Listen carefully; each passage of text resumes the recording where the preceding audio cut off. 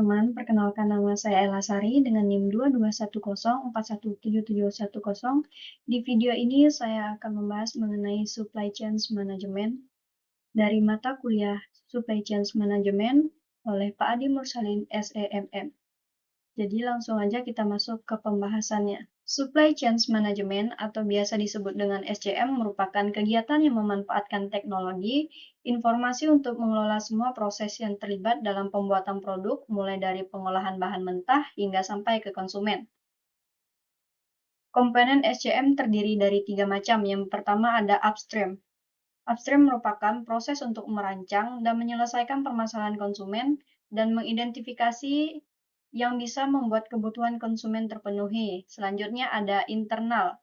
Internal merupakan proses produksi merubah bahan baku menjadi bahan jadi atau bahan setengah jadi berupa produk yang kemudian siap diproduksi yang bisa diterima oleh konsumen. Dan yang ketiga ada downstream. Downstream merupakan proses mendistribusikan produk hingga sampai ke tangan konsumen melalui distributor. Jadi, proses-proses yang dilakukan tentu saja akan melibatkan banyak orang dan teknologi informasi.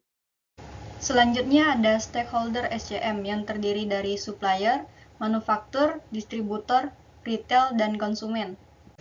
Fungsi SCM yang pertama ada pembiayaan fisik, berfungsi mengadakan alat-alat produksi, bahan baku yang akan diolah menjadi bahan jadi, biaya penyimpanan, dan biaya transportasi.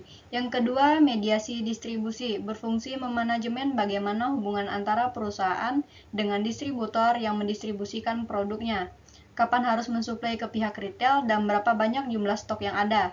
Dan yang ketiga, pembiayaan non-fisik, berfungsi memastikan dan mengatur pembiayaan terkait survei pasar, perencanaan produk, dan biaya lainnya di luar pembiayaan fisik, misalnya biaya promosi.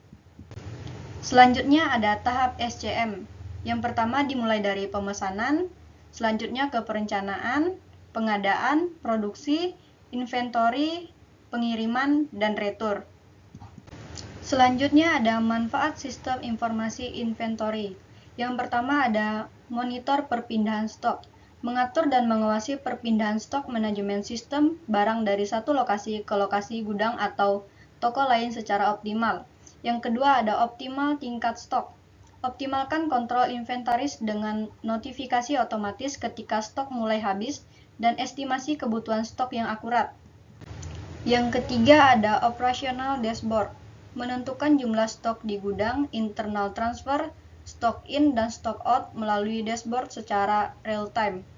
Yang keempat ada memaksimalkan inventory control.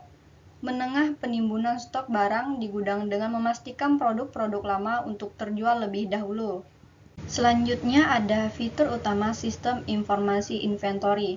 Yang pertama ada barcode management, kedua ada lot and serial number tracking, yang ketiga ada stock record management, yang keempat ada inventory forecasting, kelima ada inventory valuation, dan yang keenam ada stock again analysis. Manfaat sistem informasi penggandaan. Yang pertama ada keterlacakan penuh. Produk yang akan masuk ke gudang dapat terlacak dengan mudah dan notifikasi muncul ketika pesanan terkirim dan diterima. Yang kedua ada manajemen barcode mudah. Pelacakan pengiriman dan pembayaran barang dari vendor disesuaikan dengan jumlah barang yang sudah diterima. Yang ketiga ada biaya procurement terkontrol. Aktivitas procurement lebih terkendali dengan manajemen budgeting dan cost center per departemen atau proyek.